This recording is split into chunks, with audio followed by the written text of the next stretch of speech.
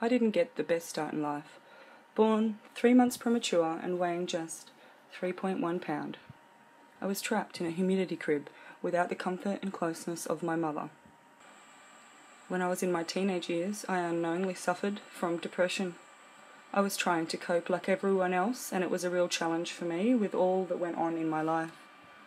In high school, I was suffering obesity, bullying, low self-esteem, confusion, and a fear of the unknown and what was to come in my life. My perception of the world was already skewed. I hated school, and home was a massive challenge for me as well. I felt different, unloved, unwanted, and unheard.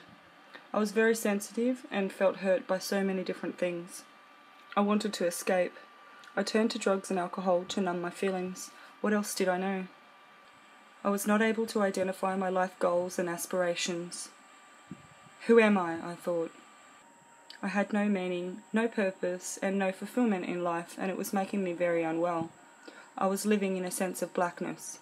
I felt self-crucified, and even my art was dark, and that was the only thing I had found solace in.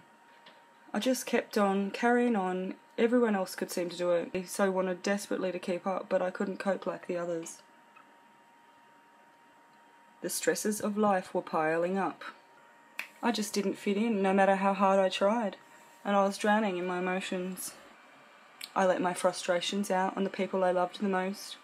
This made me feel even more disconnected.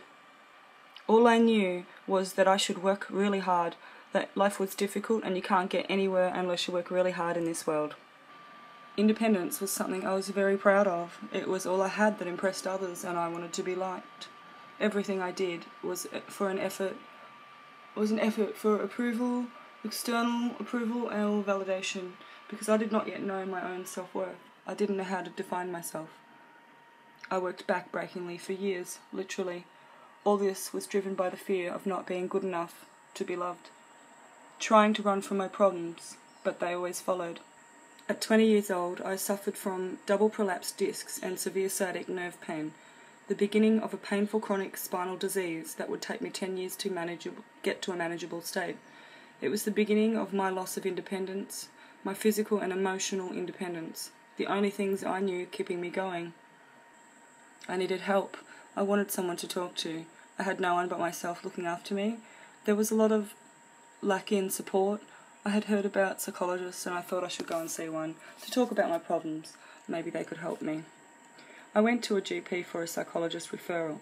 I sought help for emotional problems, loss of motivation, losing interest at work, loss of libido, and feeling unable to cope in general. I was living in domestic violence, had huge financial pressures, no longer in contact with family or friends, and I was struggling greatly to keep myself together at work. I went to the doctor for a referral to a psychologist, and I was diagnosed with clinical depression. I was refused a referral and directed to go on antidepressants. Despite my unwillingness to proceed with this treatment, I did so due to doctor's orders. He believed I had a chemical imbalance in my brain that I would probably need to take antidepressants for the rest of my life. What a life sentence that was. Again, I disagreed with him, and this time I was belittled. What did I know anyway? I felt forced into medication. It was not my choice. I was made to feel as though it was the only way, and I was desperate for my problems to go away, so I wanted to do the right thing, and I was doubting myself. Maybe the doctor did know better. I was not given my much-needed referral to a psychologist. Instead, I was put onto antidepressants and later attempted suicide on these. But I did not want to die. I wasn't me anymore. I was unhappy about my doctor consultations and medical advice. He wasn't listening to me. I couldn't function on the medications. I felt unheard, ignored, and undervalued in regards to my treatment options, values and beliefs. There was a void in my life, a darkness in my soul. The gap between who I was and who I wanted to be was widening.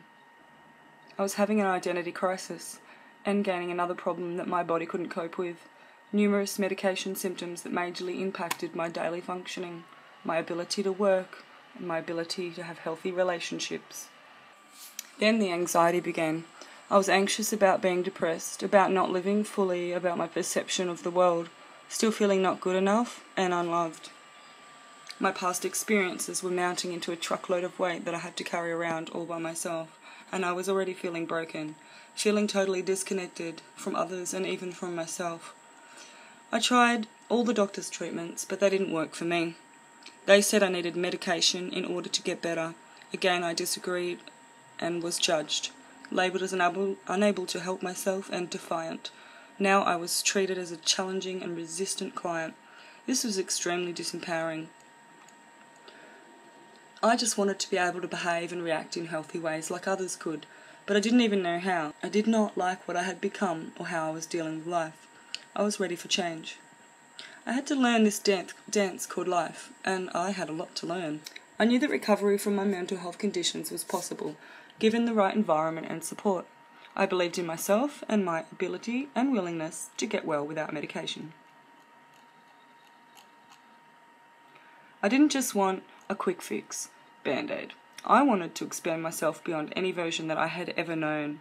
I had many barriers to getting well, with many psychosocial issues that medications just can't fix. I didn't fit the box, even of an unwell person. I fell through the cracks in the system. It was time to cross my emotional boundaries and confront my fears and doubts, discover myself, my truth, my part in my problems, and having self-forgiveness, compassion, honest communication, and exchange were key to this self-discovery.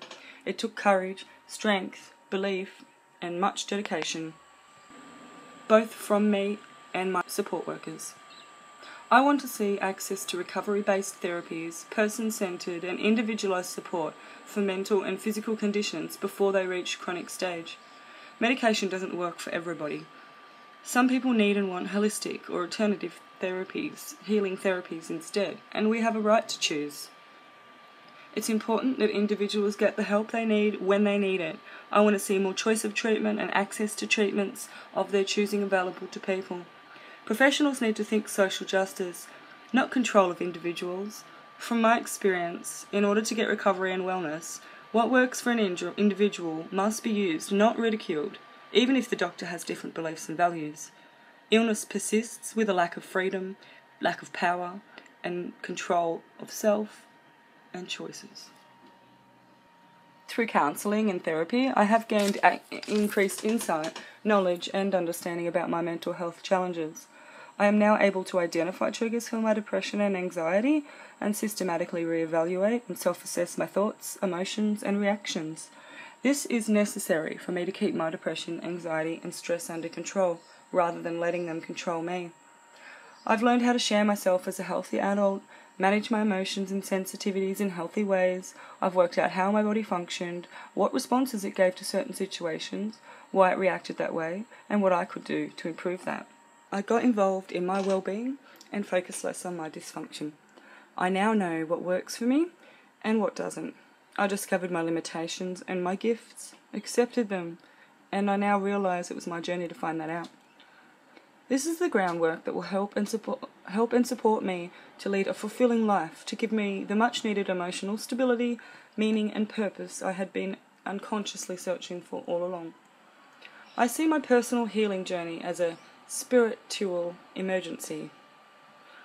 My recovery didn't look like I was told. It looked more like this. I listen to my heart, I trust my intuition, and follow my dreams. I believe in freedom, social justice, personal choice, and empowerment of individuals. I have discovered that some people do not. Some want to control, exploit, overpower, and dictate who and how I should be. And this is not okay. It's my life, and I'm no less valuable than anyone else on this planet. I have finally got myself to the point in life where I'm okay with being me. I can have faith that the darker facets of me have a purpose just as much as the light, and man does it shine bright when the lights turn on. So now I do as Leonard Cohen sings, I ring the bells that still can ring, I forget my perfect offering, there is a crack in everything. That is how the light gets in. Shine bright, love and light.